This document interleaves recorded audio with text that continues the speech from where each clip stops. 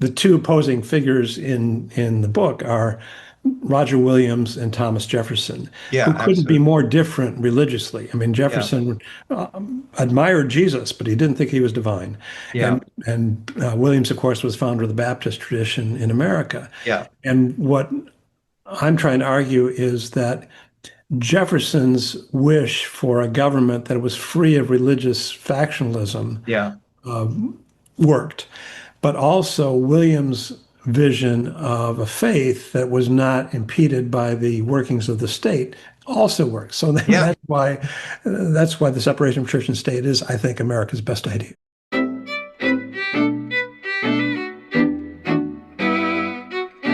Let me introduce you properly. We're going live here on YouTube.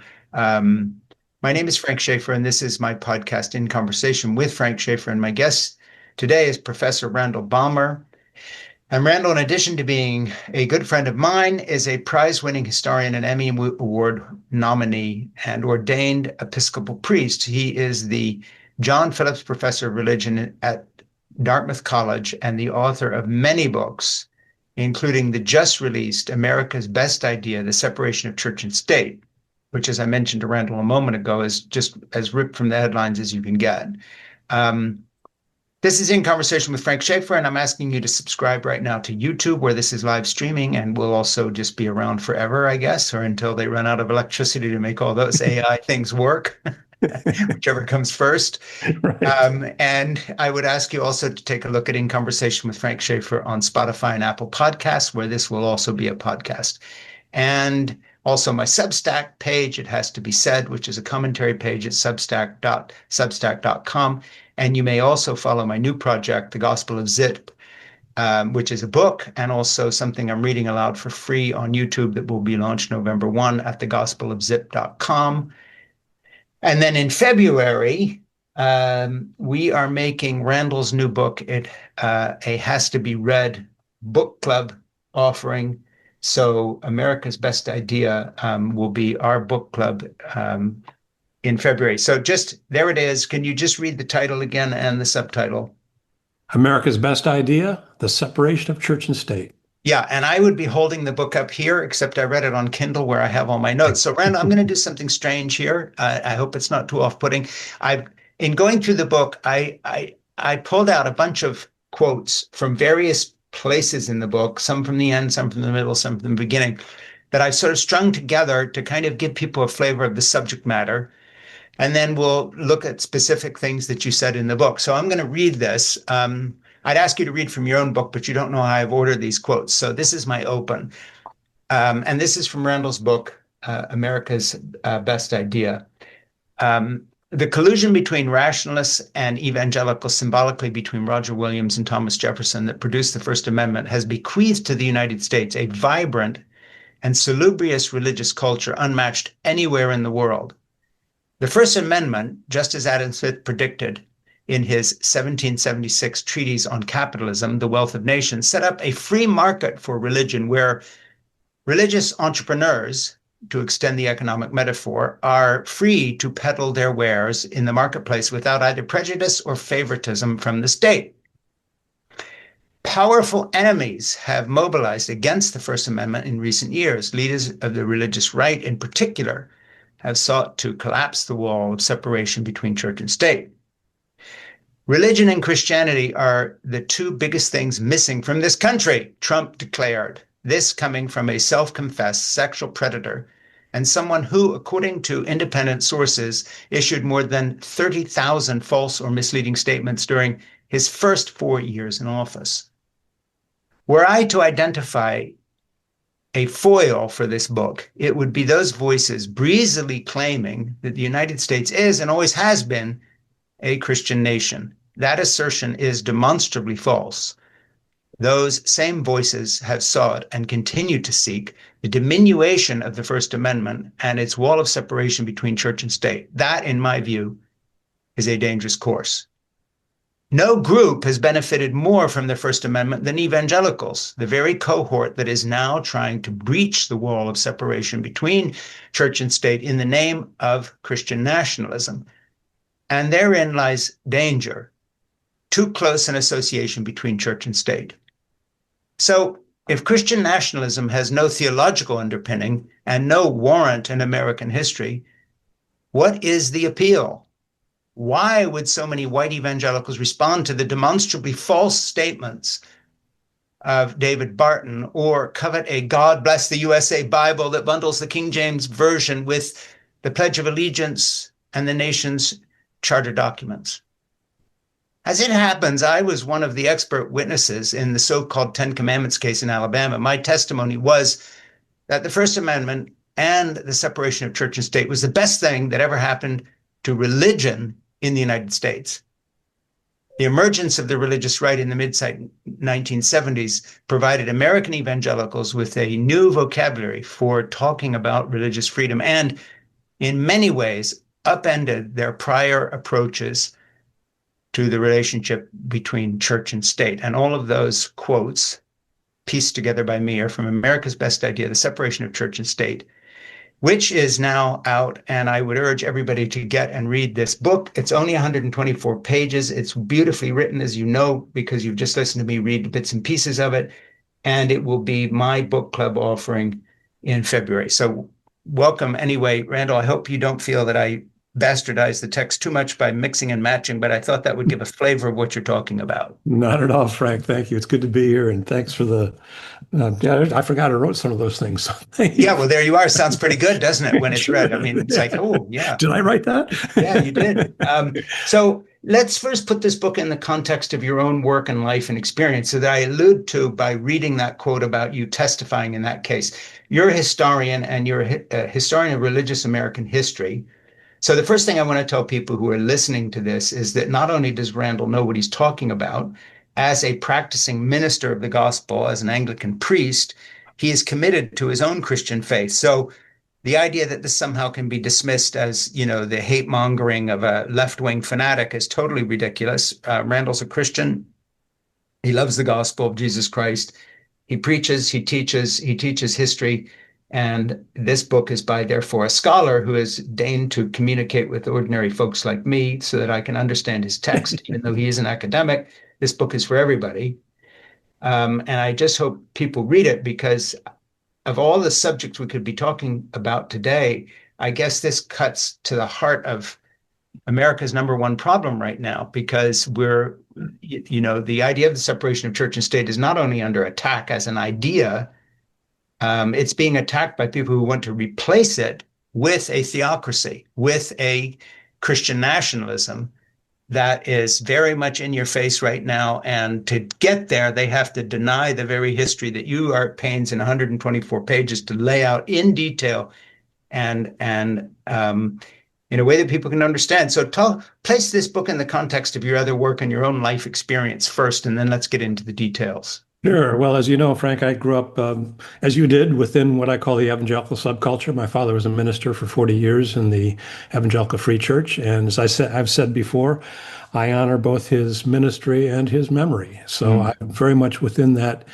camp. We'd have a longer conversation about how comfortable I feel with evangelicalism these days. I don't feel I've left evangelicalism. I feel like evangelicalism has left me with its stampede toward the political right, which is an utter betrayal, I believe, of both the New Testament as well as the noble history of evangelical political activism throughout American history. So that's a different conversation, a longer conversation perhaps sometime. So I'm very much within the tradition. As you said, I'm an ordained minister. I consider myself a person of faith, or at least I aspire to be. And so this is not a book written by some sort of heedless secularist. I honor the First Amendment. I consider it America's best idea for two reasons, really. First of all, it has shielded the state from the ravages of religious contestation, such as the founders were well aware of back in Europe with the wars of religion in France, with the English Revolution in Britain. And the founders wanted to a different paradigm. So they wanted to repeat that in the New World. And second, I think I honor the First Amendment because it has shielded the faith from corruptions of the state. And you mentioned my being an expert witness in the Alabama Ten Commandments case. And the Yeah. story I like to tell about that is that when Judge Thompson ruled correctly that the monument, because Judge Roy Moore had ruled out any other religious displays in that public space, only the Yeah. Ten Commandments. When Judge Thompson ruled correctly that that violated the Establishment Clause of the First Amendment, Congress shall make no law respecting an establishment of religion, and ordered the monument removed, one of the protesters screamed, "Get your hands off my God." Hmm. You and I both know that one of those commandments says something about graven images. Yeah. And that, I think, was precisely Roger Williams' point Yeah. about wanting to shield the garden of the church from the wilderness of the world by too close Yeah. an association between church and state. Well, and for anybody who doubts that this has been good for religion, you just look at the difference between the more secularized Western European countries Yes. and the United States of America. I mean, right now we have a fall off in people going to church for many, many reasons, but still nothing comparable That's to right. what's happened in every single other Western country, including the United Kingdom. That's right. So demonstrably, if numbers of people in church who say they're believers, including the ability to create a Christian nationalist movement, Right. Right. it's been good. It's been Yeah. good for these Well, guys. And we're off the charts. Yeah, you're right. We're off the charts. we're off the chart when it comes to religion, and nobody else is. Not No, in the Western developed world. You know, Okay, so you mentioned Britain. Let me just quickly yeah, interject this. The last time I checked, and believe me, Frank, the last time I checked was about 30 years ago. yeah, But the last time I checked, fewer than 3% of the people in Britain attended the Church of England, the Yeah. established church, the state church, right. any given Sunday. I expect it's probably half or a third of that today. And Well, that's and to the extent that the state church is the Roman Catholic Church in, for instance, Italy or France or Spain, the numbers would be comparable in terms of people who actually go. right, exactly. There might be a little higher number of people baptized who are never seen there again, but Right. obviously our American situation is unique in how many people not only call themselves Christians but go to church. So I don't think that's debatable.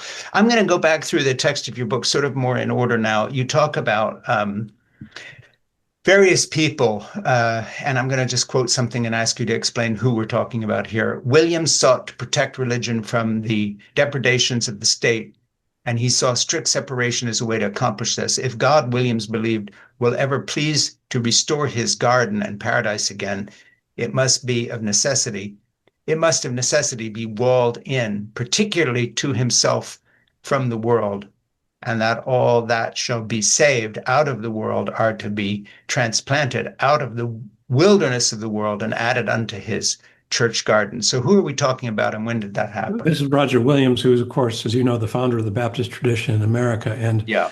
What I find so striking about that metaphor, and what we miss, I think, as people in the 21st century, is that Roger Williams, I like to say, was not a member of the Sierra Club. That is to say, he didn't share our romantic notions about wilderness. So when he talks about shielding the garden of the church from the wilderness of the world, his principal concern was protecting the faith from too close an association with the state, because when it's associated with the state, it becomes fetishized or trivialized. And we're seeing this now in Oklahoma and Texas, other places want to post the Ten Commandments in the classroom, that sort of thing. And, I don't know about you, Frank, but if these are Christian nationalists, why the Ten Commandments? I mean, why not the Sermon on the Mount or Matthew 25 if they really Well, there's a modern instance of the church and state being unsheltered that comes to mind now, and that's the close association of Vladimir Putin to the Orthodox Church backing his war in Ukraine, while Russians themselves are not going to church in any large numbers. This is an unchurched population, with the state closely associating with the church and then being endorsed by the Bishop of Moscow in a very unjust war. It's about as messy and ugly as it can possibly be. And that's exactly what Williams was trying to not have happen, because that, of course, had been the history of the church in Europe, not just the Anglicans and Elizabeth and Henry VIII and all these guys in that part of the world, but everything that had happened. So there's a good history should alarm people. So let me just keep going here. Whereas Williams used his, quote, lively experiment in North America to secure concessions from the English government, William Penn, the other transatlantic visionary of the 17th century, used his government connection in England to launch a, quote, holy experiment in the middle colonies. Since the late 1660s, Penn had been advancing theories about the importance of individual conscience, warning magistrates that, quote, their authority cannot reasonably extend beyond the end for which it was appointed, which being not to enthrone themselves sovereign moderators in causes purely conscientious, end quote. Government, Penn believes, should tend to civil matters only, not religion. So tell us a little bit about Penn. Yeah, Penn wanted to try something new, and that is to allow religious diversity to flourish in Pennsylvania. Of course, he was a Quaker, so he wanted to, Yeah. he was rooting for the Quakers, you might say. Yeah. But he also allowed other groups to be present as well. And here you have in colonial Pennsylvania, I think it's fascinating because a lot of German groups found refuge there. Yeah. Not only the Moravians, but you had the Amish, the Mennonites, and my favorite group, the Schwenkfelders, were there. Yeah. A small group, which is still around a little bit. There's just a tiny remnant of Schwenkfelders still around today.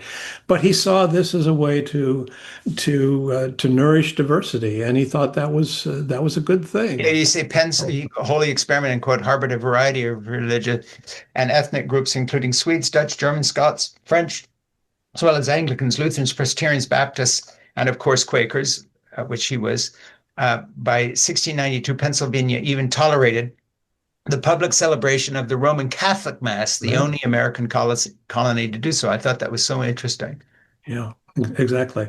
And he saw that as a good thing that leads to political stability. And again, the founders pick up on this. And that's what's so important about this argument is that, in this conversation, is that the founders were well aware that diversity had really worked in the middle colonies, not only in Pennsylvania, but certainly in New York. You had a whole melange of religious groups in New York, and before that in New Netherland when it was under the Dutch.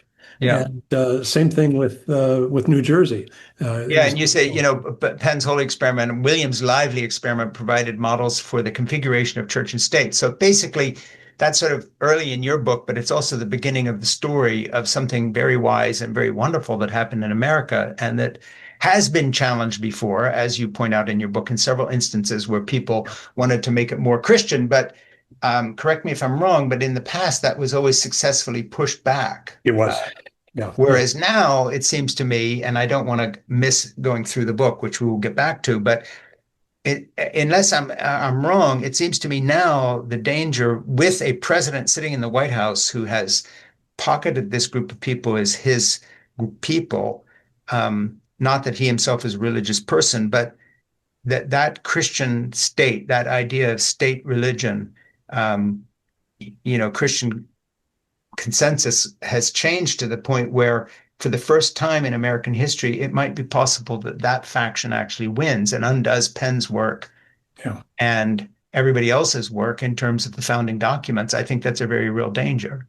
I think it is too. And it utterly violates both the letter and the spirit of our charter documents. I often say that what makes me patriotic is not waving flags or wearing silly red caps. What makes me patriotic is my sense that over the arc of American history, we Americans have always sought to live into the ideals of the charter document. Now, we've been far too slow. With people of color, with women, and let's not even talk about Native Americans. I mean, far too slow.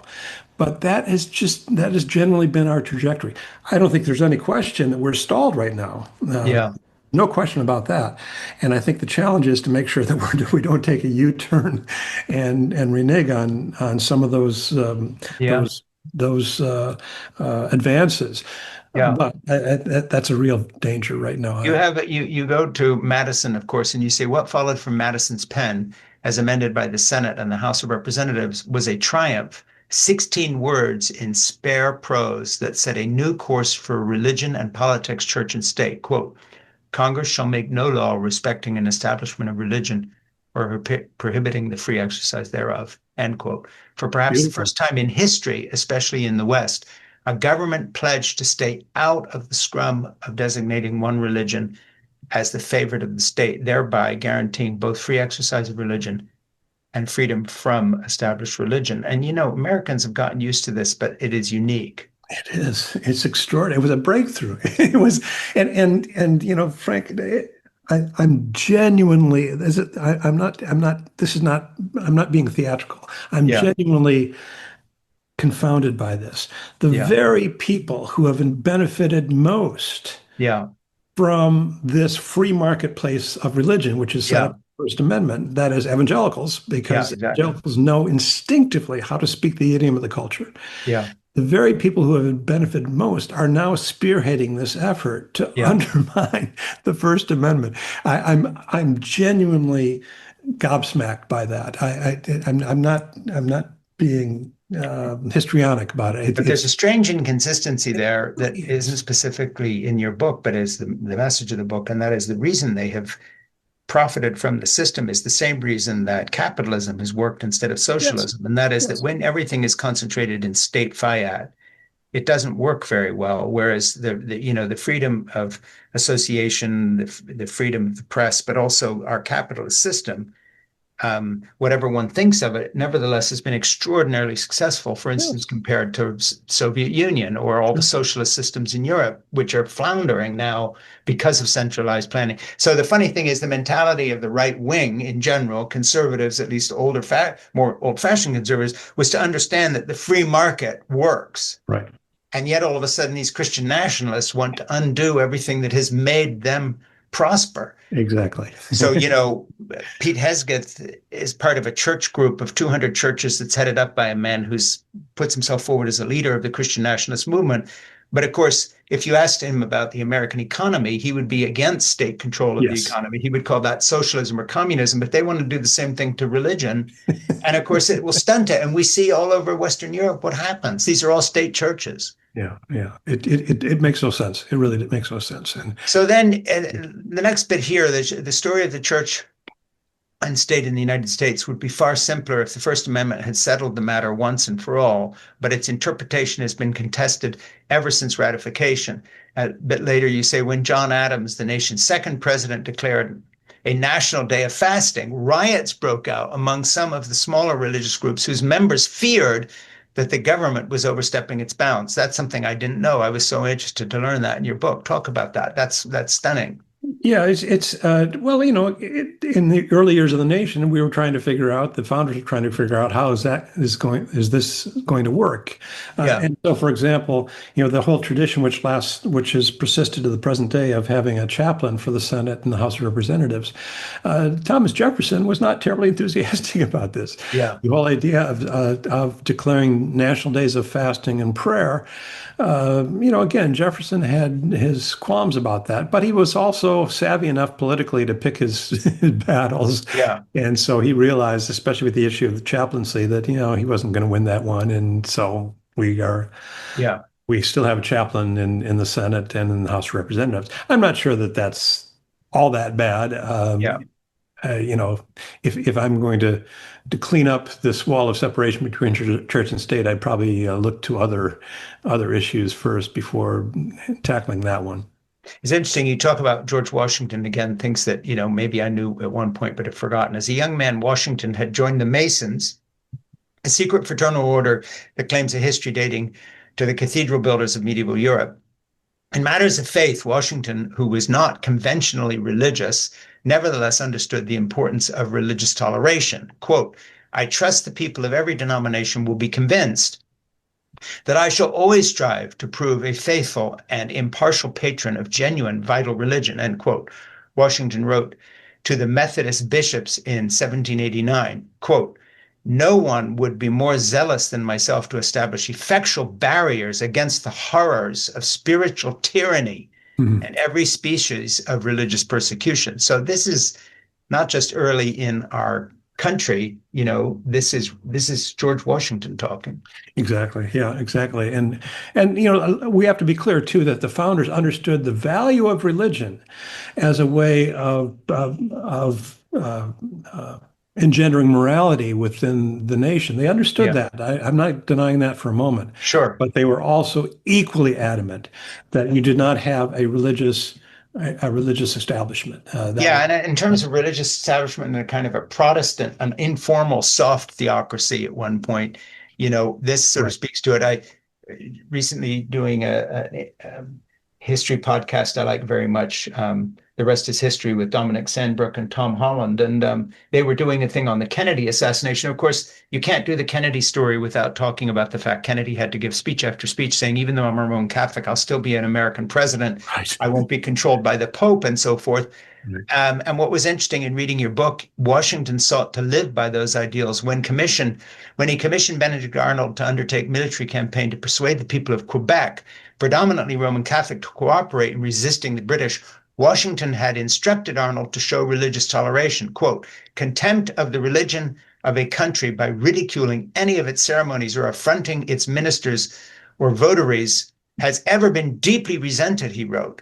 Quote, you are to be particularly careful to restrain every officer and soldier from such imprudence and folly and to punish every instance of it, end quote. Having warned against intolerance, the general continued, on the other hand, as far as lays in your power, you are to protect and support the free exercise of religion of the country and the undisturbed enjoyment of the conscience in religious matters with your utmost influence and authority. And that particularly speaks to me because, of course, I grew up in an evangelical fundamentalist family, and part of our mission was to the, quote, lost, unsaved Roman Catholics who were as surely destined to go to hell, if I was to believe my mother, at, say, 1958, as were Hindus, Muslims, and Jews. They had not properly come to Christ. They believed in Mary. They did all these things. Right. And here we have George Washington saying, be very careful to honor the conscience. And again, I don't think most Americans understand that the deep echoes in our past of religious toleration that shaped our founding, irrespective of the documents. That's right. That's right. No, absolutely right. I love that example in the book. I mean, it was terrific. Yeah, right. And we have to say too that the side that's arguing for Christian nationalism is making these preposterous claims that 53 out of the 55 founders were evangelical Christians or something. Yeah. I mean, which is nonsense. I mean, it's utter nonsense. I mean, and completely made up from whole cloth. I mean, fits very well with Trump's, fact-free mission as a whole, his kind of weird way of doing things and just outright lying. And then, of course, the evangelicals who push for this, this is not history.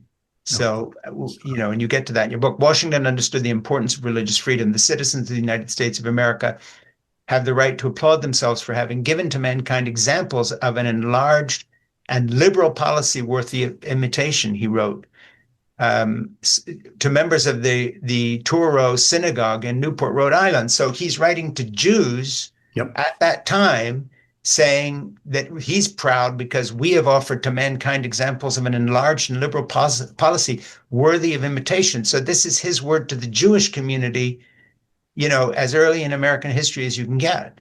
Right, exactly. And the people in Newport are very proud about this. I did a book event with this book a couple of months ago, and this is one of these shining moments in the founding of the United States about religious toleration and exactly what we're talking about. And, one very direct thing that you've got in your book, great example, the Senate ratified the Treaty of Tripoli unanimously, without debate on June 7, 1797. The language of Article 11 is pretty clear. Quote, the government of the United States of America is not in any sense founded on the Christian religion. End quote. So anyone arguing that the United States is a Christian nation would need to explain away both Article 11 of the Treaty of Tripoli as well as the Senate's unanimous ratification of the treaty. So it's kind of funny because they're saying, well, all the founders were evangelical Christians like me, and yet that group of men is unanimously ratifying a statement that is as clear as anything can be. So just talk about that for a minute, because the other thing is, Frank, as you know, a lot of these people arguing for Christian nationalism are also arguing this silly constitutional doctrine of originalism, right? Yeah, of course. Go back to the original intent of the founder. And the Treaty of Tripoli, Article 11 states, as the United States of America, as the government of the United States is not in any sense founded on the Christian religion. That was their Yeah. understanding. Same thing with Thomas Jefferson. David Barton, who's the guy who's making up all of this nonsense about Christian nationalism, Yeah. makes a big point about saying that the phrase separation of church and state does not appear in the Constitution. Well, he's absolutely right about that. I give him that point. But Yeah. Thomas Jefferson, writing to the Baptists in Danbury, Connecticut, Yeah. quotes the First Amendment and says, thus building a wall of separation between church and state. So, again, these people are originalists or claim to be originalists. Yeah. They should pay attention to what the founders meant. And the Well, founders, including Washington writing to the leaders of a Jewish synagogue saying, we're proud of the fact that, not only do we have room for you, we're known for this. And of course, the context of the history that you're writing, it has to be pointed out again and again, is that these founding documents were being crafted at a time when the fruit of endless wars of religion in Europe between official states that had recognized religion, the burning of heretics on both sides, Protestants being burned, Catholics being burned. right. The smoke was fresh in the air of all this carnage and horror. So this wasn't in some sort of theoretical vacuum. They were saying, hey, whatever we are, we're not going to be this. Been there, done that for the last 1,500 years, enough. We're trying something new here. And I don't think people understand how radical a departure that was from the way everybody else in the world was doing it. It was a radically new idea. You're absolutely right about that. And that's the beauty of it. And that's why I call it America's best idea, because the other thing is, Frank, it's worked. It has worked remarkably well for over 200 years. And why these people now want to change that is just, again, it's confounding to me. I just don't understand why you would want to do that. It's worked so well. I have a quote toward the end, which you probably noticed, and from Sandra Day O'Connor. Yeah. And in her final opinion on church-state matters before she retired from the Supreme Court, those who would renegotiate the boundaries between church and state must answer a difficult question. Why would we trade a system that has served us so well for one that has served others so poorly? I think and I'll put something very naughtily and bluntly here, which is not in your book. So don't blame Randall for this. You can blame me.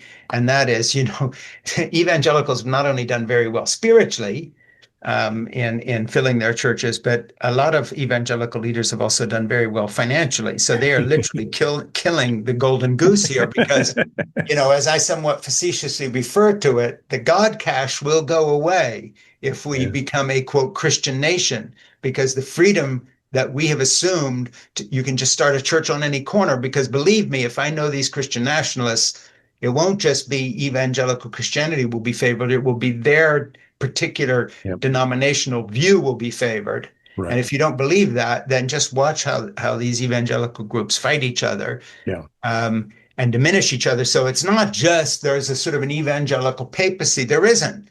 So what it means is that, America becomes a, quote, Christian nation. What it really becomes is a nation at war with itself, with all these little groups going up against each other, jockeying for dominance in the same way some of these evangelical advisors to Trump have jockeyed for dominance for, say, the Pentecostal or charismatic type of Christianity that, has been more effective in whispering in his ear. So if I was a Southern Baptist, I would not be particularly pleased to see Paula White up there whispering in Trump's ear, because if it be, it'll the people who are closest to the oligarchical kind of structure we've got now will be those who are actually wind up in power. And we don't want to go that way. That's the whole history of France. Right. That's right. Yeah. That's the whole history of the United Kingdom since the Reformation, between Elizabeth and all the rest of it. We've done this. Yeah, and you got Paula White on one hand, and you got Doug Wilson on the other. Exactly. Yeah. Talk about contestation. Yeah, exactly. Had Madison not blocked Patrick Henry's attempt to designate Christianity as the official religion of Virginia, Jefferson's remarkable legislation would not have been enacted. Years later, Madison reflected on the benefits of church-state separation, both personal piety and civil society, he wrote in 1819, so we're getting later now, had been, quote, manifestly increased by the total separation of church from state. So these guys, some of them were around long enough to see it starting to work. Yeah. Right. Yeah, there's a famous quote from Jefferson, "We have solved by fair experiment." Yeah, And then I don't have the exact quote in front of me, what happens when we disestablish religion? He said, "Look, it works." And yeah, as I said, both, I mean, in many ways, the two opposing figures in the book are Roger Williams and Thomas Jefferson, yeah, who couldn't be absolutely. more different religiously. I mean, Yeah, Jefferson admired Jesus, but he didn't think he was divine. yeah, And Williams, of course, was founder of the Baptist tradition in America. yeah, And what I'm trying to argue is that Jefferson's wish for a government that was free of religious factionalism yeah. worked, but also Williams' vision of a faith that was not impeded by the workings of the state also works. So Yeah. that's why the separation of church and state is, I think, America's best idea. Well, and when you look at the photographs of the Reverend Billy Graham's rallies in the 50s and 60s, those full stadiums were full precisely because we had the freedom of religion for him to do that, and there was not a state church, so That's right. he could go do his thing. And again, I don't want to push this too far, but the the relationship to the free market and capitalism and the success versus the Eastern Bloc countries, is exactly mirrored in state churches' lack of success worldwide and what we've done here. And evangelical Christians don't get this. There wouldn't be more church or more Christians or more success or more evangelism or more anything if this was a quote unquote Christian nationalist Right. culture. If those guys win, it's the evangelical outreach that will suffer far more than the secular people. That's right. Absolutely. And the other thing, Frank, is, as I look at the charter documents, the founders were very clear that we were not a majoritarian society. That Exactly. is to say, a society where, let's say, for example, that a majority of Americans were Christian, Mm, or that which is true, right? At least, not saying anything about the quality of faith, but nevertheless, sure. self-identity. Let's say the majority of Americans were vegetarian. Yeah. Would that mean that all Americans should be Mm, vegetarian? Let's think mm. about that. Yeah, And, exactly. and I mean, as a vegetarian myself, I don't think that's necessarily a bad idea. But the point is that the founders sought to ensure the rights and the prerogatives of minorities. Yeah, and the That's crazy, the yeah, beauty of this and charter also gave document. us the right to make mistakes. Yeah, sure, And absolutely. so, when Trump and the far right push against environmental protection, for instance, one of their arguments, which has resonance with a lot of Americans, is, well, why should I have to conform what I do in my garden, the kind of what I spray on my lawn, to some ideal being imposed? In every we Americans, rightly or wrongly, I'm not debating that point specifically, but we instinctively push back against Yeah, the idea of state control. right, That's where the right has triumphed. Deregulation is the watchword of the day. And when it comes to Christian nationalism, it's the exact opposite of that. right, right. Yeah. So No, anyway, yeah, there's lots going on. You write, at various times in American history, citizens have paused to notice that the U.S. Constitution contains no direct acknowledgement of God, which is certainly an inconvenient detail for those who want to insist that America is and always was a Christian nation. The Confederacy, this is really interesting, yeah. and I hadn't thought of this until you put it in your book, of many, many things I hadn't thought of until I read them here. Great book. The Confederacy seized on this during the Civil War, arguing against the legitimacy of the Union because of this apparent omission, all the while careful to ensure that the Confederate Constitution invoked, quote, the favor and guidance of God, Almighty God. So, here we have the Confederacy defending the institution of slavery by invoking Almighty God. And unfortunately, that's all too much of the moment as well. So that it's not that we invoke the Almighty God and then all of a sudden there's more freedom for everyone. This was used to passionately defend the slave trade. Right, yeah, and that the Confederate Constitution kicked off a reaction in the North among Protestant ministers. Sure. This movement that became known as the National Reform Association, which was headed by a justice on the Pennsylvania Supreme Court, William Strong, who was later appointed to the Supreme Court by Ulysses S. Grant. And they went to Abraham Lincoln Yeah. with their proposed amendment to the Constitution, which would, add all this Christian language. And Lincoln wisely temporized. The task of amending the Constitution should not be undertaken lightly. In other words, Yeah. I'll get back to you. I'll And he get back never to you on did. this. I Not mean, a good wisely. I idea. mean, this was he was able to forestall that, and that obviously is a good thing, I think. Well, and I think the precedent that is set there is we've always had, America's always been a bubbling cauldron. There's nothing new. In other words, everything the religious right is saying now, or any figment of American politics is saying, has always been with us. But the difference is now they haven't had a representative in the White House using every means at his disposal, and some that shouldn't be at his disposal to bolster this agenda. Because as far as he's concerned, these are the people that got him elected, and he's fine with all of this because they support him. Right.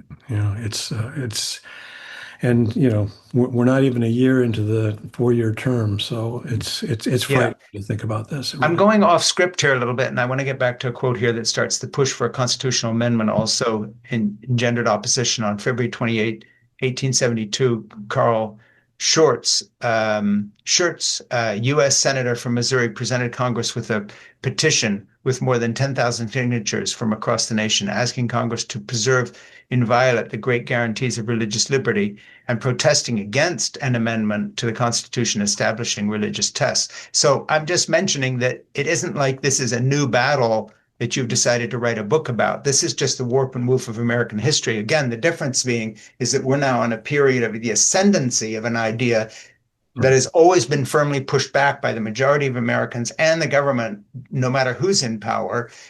We're now facing a different situation. We are, and the strategies have changed as well. Whereas in the 19th century and even in the Cold War, there were attempts to amend the Constitution.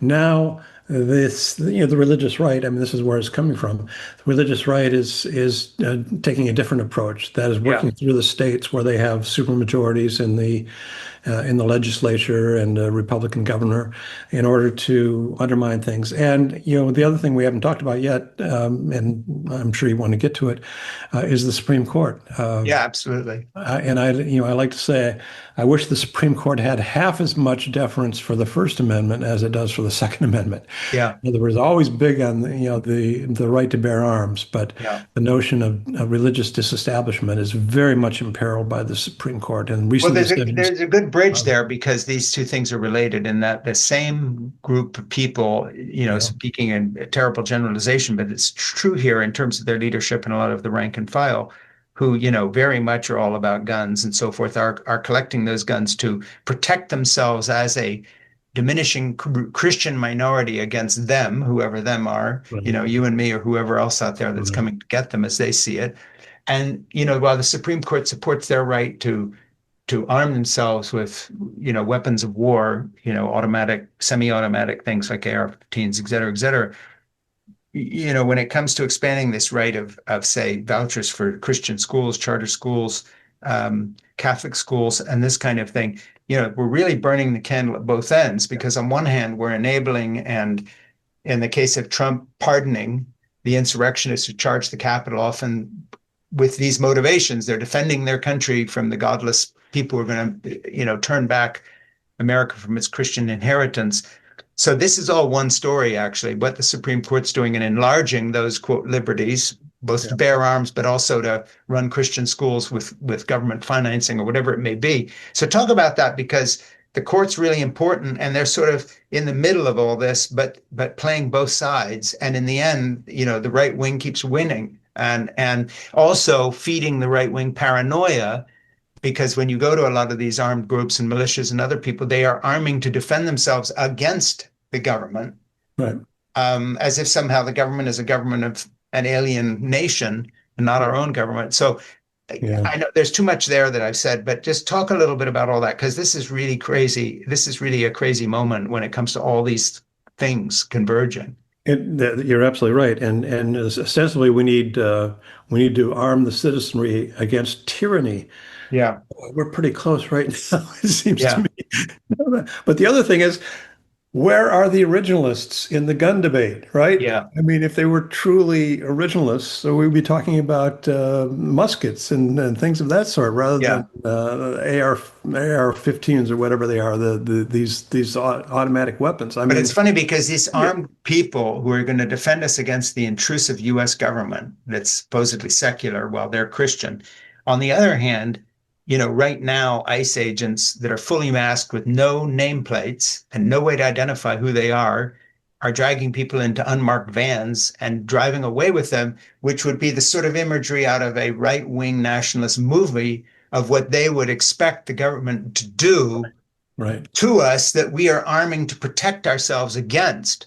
right, But when it comes to dragging people off the street, we have masked agents of the law acting in a way that any militia group out there training somewhere in Michigan is supposedly arming to defend ourselves against, because this is exactly the sort right, of thing that they have been predicting. right, And now it's actually happening. They have no problem with that. right. Yeah, yeah. It's So almost how do you figure all that? well, I mean, it's almost one of these apocalyptic movies that Yeah, that appeared in the 1970s. And as you probably yeah, know, my father was in Thief in the Night, yeah. the film that depicted some of this. You know, the Actually, yeah, heavy-handed arm of the state trying to quash religious freedom, and this is yeah. what we're facing today in real time.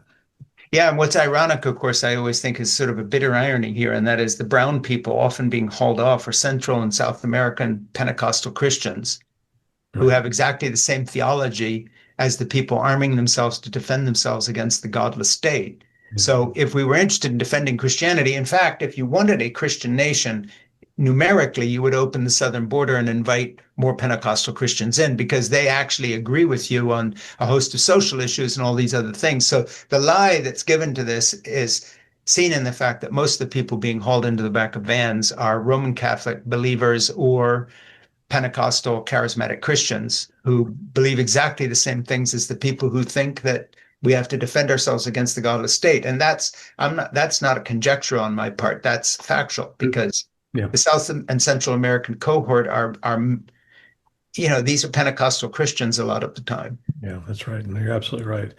Why, Frank, we've really gotten ourselves into a tangle here, haven't we, in this Yeah, we conversation? have. And the thing is, I don't know, you're an academic and so forth and so on, but I don't think people understand the urgency of what your book, America's Best Idea, is about, in the sense that this isn't just another subject, because if this pillar of our democracy goes, all is lost. Yeah, I think that's right. I think that's right. Yeah, and and there was a reason that the founders made this the First Amendment. I mean, this is the First Amendment. That's right. We will not federalize your faith. Right, exactly. This is the point. That's right. And if that goes, then everything else goes, because that's where all our freedoms come from, is this Right. ability to think and worship and act. That's right. Well, and it's also worth probably talking about what these Christian nationalists want to do. That Yeah, is, they want to de-legalize same-sex marriage and abortion and even sure. divorce in some of those cases. Yeah, But the more radical ones, and you know these folks as well as I do, the Reconstructionists want to recast American civil and criminal law according to their understanding of Leviticus primarily. They love Leviticus for some yeah, reason. yeah. They're drawn to that, and think about what the nation would look like if they get their way. Well, And we know what it would look like because we can see what the Taliban's doing in Afghanistan. yeah, very similar. Been there, done that. And you write, unfortunately, in 2020, the Supreme Court, its conservative majority, newly fortified with two Donald Trump appointments, reversed course in Espinoza versus Montana Department of Revenue, not only weakening the Establishment Clause, but also opening the way for the nullification of Blaine amendments across the country. Just explain that. Yeah. And then later you have the thing about the Latter-day Saints and so forth, but just explain that, the whole Blaine thing and all that. Yeah, the Blaine amendments were really quite remarkable.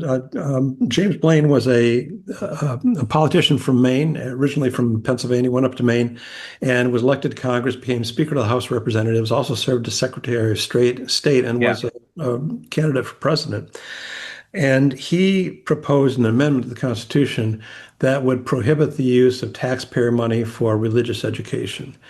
And it passed the House. It did not pass the Senate enough to be ratified, but 37 states adopted some version of the Blaine Amendment, which I think for more than a century was a kind of a bright line in this separation of church and state, the use of Yeah. taxpayer funds for religious education.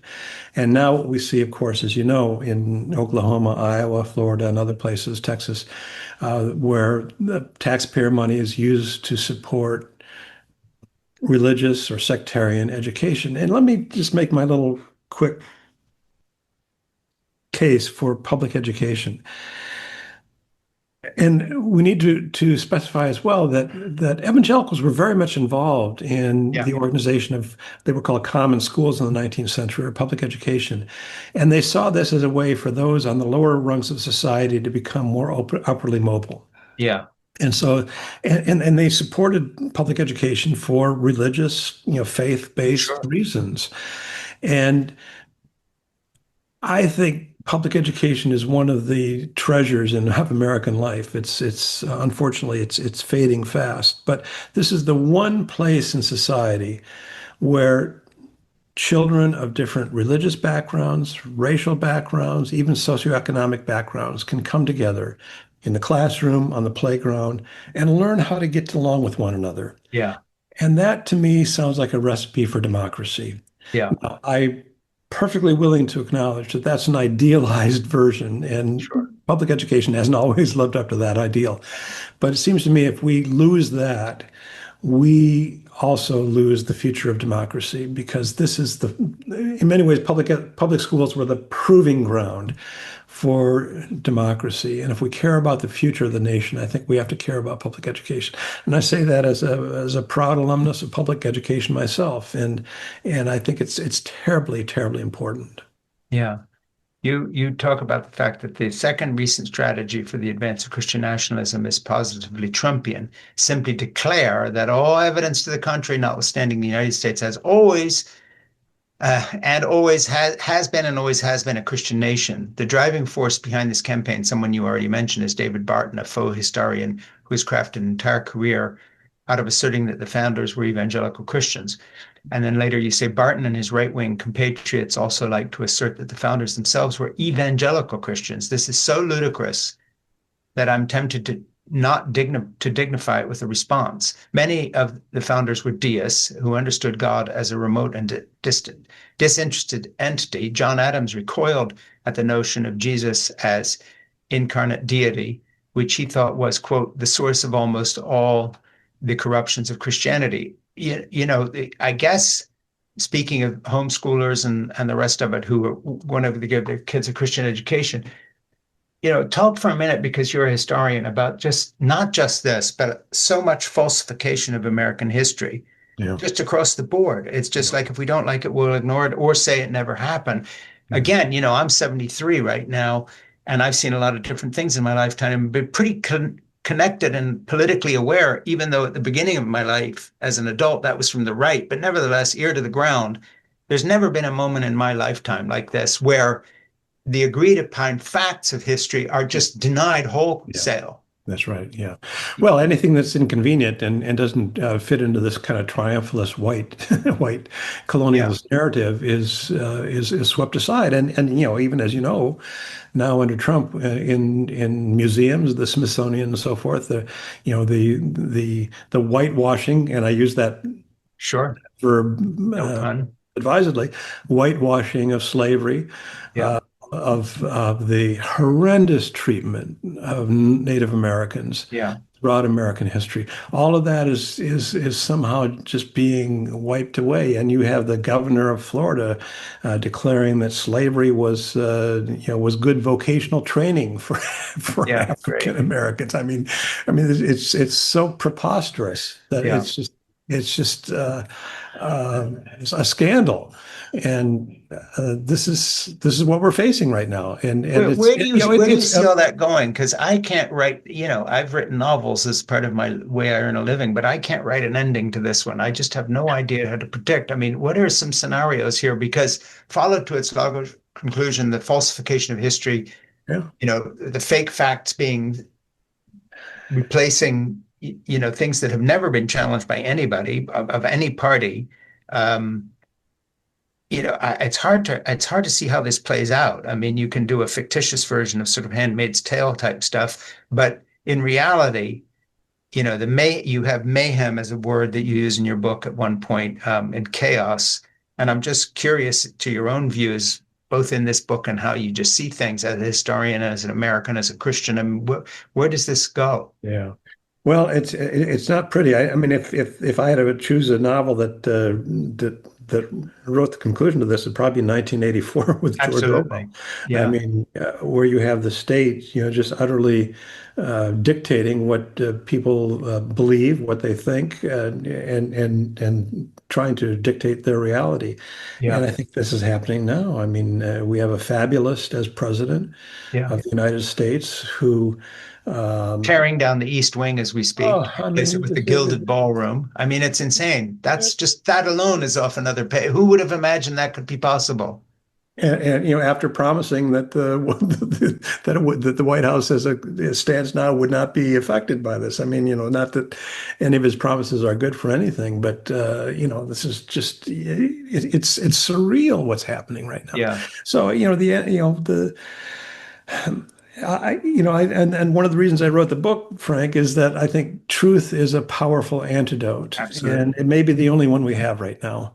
Yeah, And so when you have people running around saying that America is a Christian nation, all the founders were evangelical Christians, and all this utter nonsense, yeah, I think it's important to have truth as an antidote to that and say, no, this is not the case. And what I tried to do in the book is, provide what ammunition, maybe not the best image to invoke right now, but some ballast to provide a response to what's going on. well, the book is really useful in a lot of ways. First of all, it does present the truth, but secondly, it encourages people who seek after something that isn't just straight algorithmic down the rabbit hole propaganda.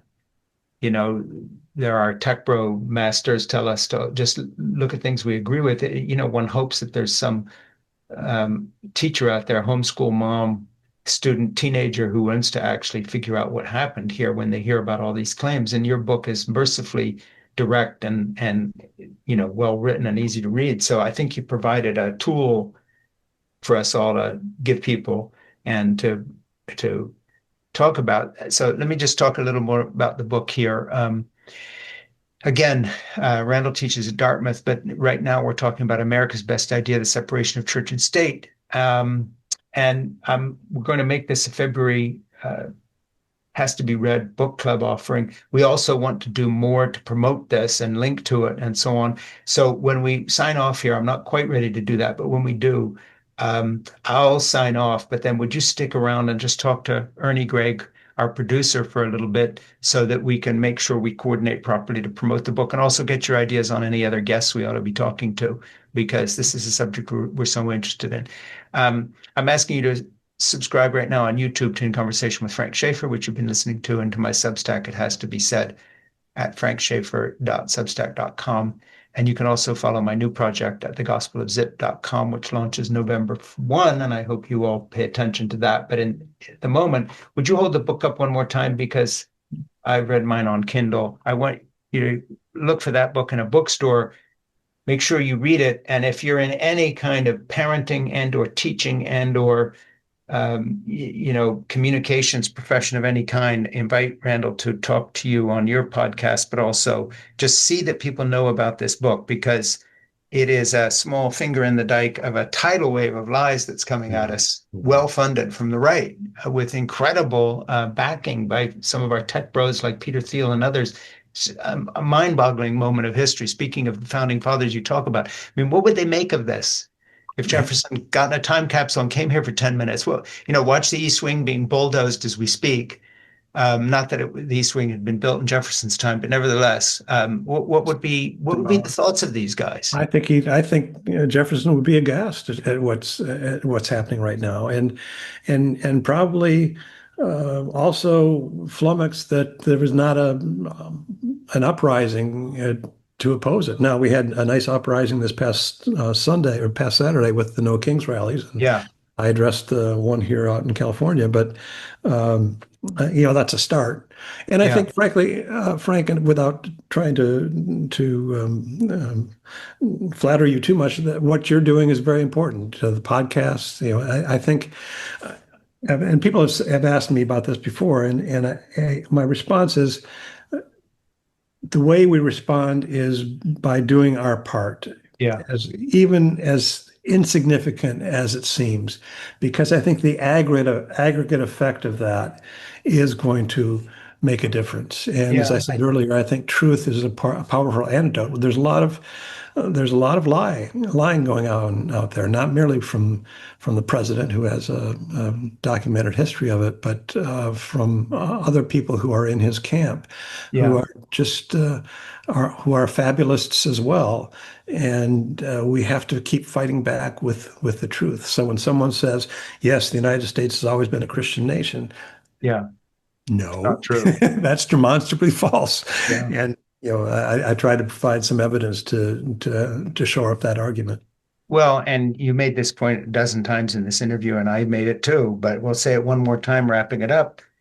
The people who will lose the most Yes. in treasure, influence, position are evangelical Christians who have prospered more than any single group because of the separation of church and state. Absolutely. And if they don't believe me, just take a look at all these, quote, Christian countries of Europe, whether they're Catholic, Protestant, or whatever. How many people are going to Calvinist churches in Geneva on Sunday? Right. Not many. Right. Not many. That's right. Hasn't worked out so well. It hasn't. Where you have Catholic cantons in Switzerland, that's states, and Protestant states, and they all had to declare one way or another, and then that was the state church, and they're all empty. All empty. Doesn't work. Yep, that's right. Yep. So listen, hold your book up one more time. Run out and get the book, please, everybody. America's Best Idea and The Separation of Church and State. It's a terrific book. I've had the pleasure of reading it, quoted as much as I could jam in here and hardly let Randall talk because I wanted to read his book out loud to you. That's all right. Hey, but at least this interviewer read it. That's right. It doesn't always happen. We both know that. We know about the skimming types, but I'm not one of them, and certainly not for your book. But Randall, I know this is an odd way to end this, but I love you dearly. I really do. You're one of the bright lights out there. So keep shining for all of us, please. And you too, Frank. Absolutely. Yeah, talk soon. Stick around and talk to Ernie for a minute. Okay. Take care, my friend. Bye.